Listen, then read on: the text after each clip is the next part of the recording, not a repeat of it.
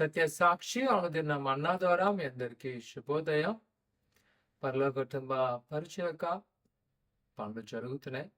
ప్రతి వారు ఆర్థికమైన వాళ్ళ కొరకు ప్రార్థన చేయండి. అలాగే పనంతా కూడా సఫలమలాగున అనుదిన ప్రార్థన చేయవలసిందిగా కోరుకుంటున్నాను.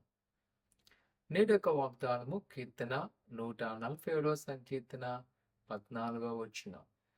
నీ సరిహద్దుల్లో సమాధానము కలుగుచేవాడు ఆయనే, మంచి గోధుమలతో నిన్ను తృప్తిపరచువాడు ఆయనే.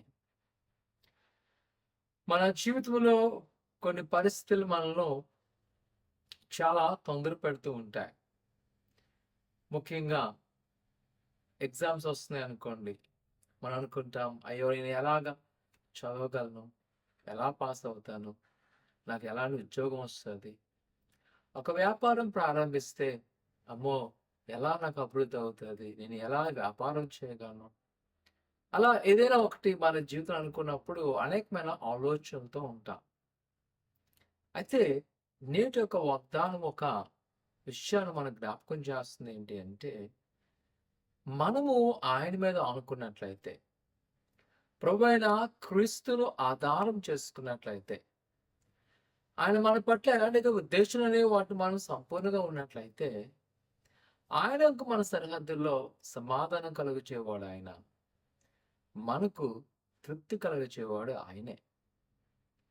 ఆయన మనతో ఉన్నాడు కనుక మనము ఒత్తిడి గురవలసిన పని లేదు. నేను చాలాసార్లు తెలియజేస్తూ ఉంటాను, ఈ దినాలు నాకు చాలా అవసరం కలిగి ఉన్నా, చాలా పనులు తలపెట్టవలసి ఉన్నాయి, కానీ ఎప్పుడు కూడా ఒత్తిడికి గురి కాను. కారణం ఏమిటంటే, చివరి క్షణంలోనైనా ప్రభువైన యేసుక్రీస్తు నాకు సహాయం చేయగలడు. ఎందుకంటే దేవుని వాగ్దానం చెప్తుంది, ఆయనే కదా సమస్తము చేయగలడు. కావున ప్రియకుమార కుమార్తె, ఏదే కాల సమయంలో నేను ప్రోత్సహిస్తున్నాను, దేవుని యొక్క వాగ్దానం ద్వారా భయపడక, జడేక, నీకున్న శ్రమను బట్టి కృంగిపోక, ఆయన యందు సంపూర్ణ నమ్మకం ఉంచండి.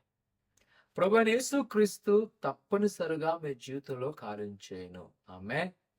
మీరు నమ్మి కానీ ఆయన నమ్మకంగా ఉన్నట్లయితే ప్రభు నీ పట్ల నీ ఉద్దేశాలను ఆయన నెరవేర్చును. ప్రార్థన చేసుకుందాం. పరిశుద్ధుడా, దేవానికి కొందాం. నీ బిడ్డ మమ్మల్ని జ్ఞాపకం చేసుకోండి, నీ హస్తాలో మమ్మల్ని భద్రపరచండి. ఎదుగో ప్రభా, ఈ దినాన ఉదయకాల సమయంలో ఎవరు ఎలాంటి ఒక ఆలోచనతో బయలుదేరుతున్నారు, నీకు అప్పగిస్తుండగా, నమ్మకంతో వెళ్తుండగా వారి మార్గాలను సఫలం చేయండి, వారిని ఆశ్రయించండి, ఫలింపచేసి నీ సమృద్ధితో ఉంచమని యేసు నామమున తండ్రి, ఆమేన్. ఆయన నమ్మకం నుంచి బయలుదేరండి. దేవుడి మీకు తోడైన గాక. ఆమేన్.